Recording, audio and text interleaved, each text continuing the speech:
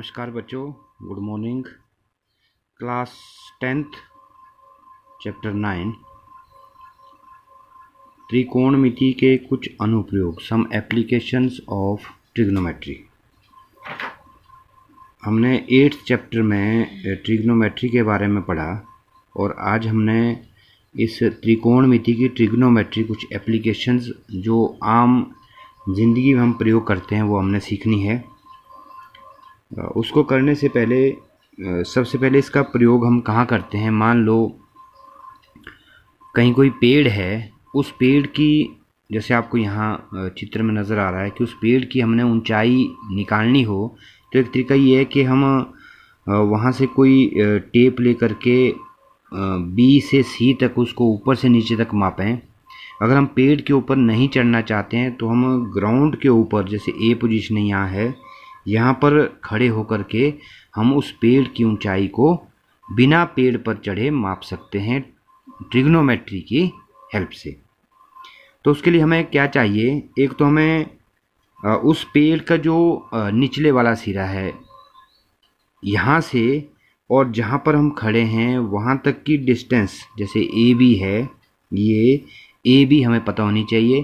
तो हमें ग्राउंड में रह के हम माप सकते हैं इसको। ग्राउंड के ऊपर पेड़ का जो निचला हिस्सा है वहाँ से जहाँ हम खड़े हैं वहाँ तक की दूरी, और दूसरा ये वाला कोण, ये कोण जिसको नाम दिया हमने उन्नयन कोण, इस कोण की माप हमें पता होनी चाहिए। तो हम बिना पेड़ के ऊपर चढ़े या कोई भी ऑब्जेक्ट हो, चाहे वो बिल्डिंग हो या कोई खंभा हो, उसकी ऊंचाई हम माप सकते हैं। तो यहाँ पर एक चीज़ ये उन्नयन कोण, एंगल ऑफ एलिवेशन। कभी भी हम अगर यहाँ खड़े हैं, ये यहाँ पर हम खड़े हैं और यहाँ खड़े खड़े हम आँखों से सामने देख रहे हैं, ये क्षैतिज रेखा है सामने को, यानी हॉरिजॉन्टल लाइन है, ऐसे आँख बिल्कुल सामने। फिर हमने इस पेड़ की टॉप को अगर देखना है, यहाँ सी को, तो हमें अपनी आँखों को ऊपर उठाना पड़ेगा। यानी जब हम ऊपर उठा रहे हैं, ये जो रेखा बनी इसको हम दृष्टि रेखा कहते हैं, लाइन ऑफ साइट, यानी दृष्टि रेखा, दृष्टि रेखा, लाइन ऑफ साइट। यानी हमें जब ऊपर की ओर देखना पड़ता है, या कभी भी आप देख रहे होते हैं कि जब हम किसी ऊपर स्थित वस्तु को अगर हम देखते हैं तो हमें अपनी आँखों को ऊपर की ओर उठाना पड़ता है। तो ऐसे जब वो एंगल जो बनता है ऊपर, ये वाला एंगल, जब हम किसी वस्तु को ऊपर ऊंचाई पर स्थित वस्तु को देखते हैं तो उस एंगल को बोलते हैं हम एंगल ऑफ एलिवेशन।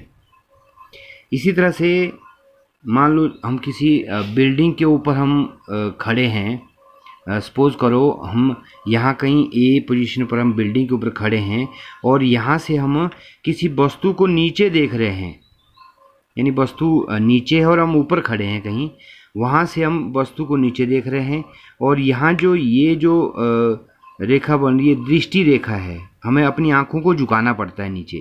तो यहाँ जो एंगल बनता है, हम अगर सामने देख रहे हो तो इधर को देख रहे हैं, अगर हम वस्तु को देख रहे हैं नीचे, ये कोई बॉल पड़ी है उसको देखें, तो यहाँ पर जो कोण बनता है उसको बोलते हैं एंगल ऑफ डिप्रेशन, अवनमन कोण।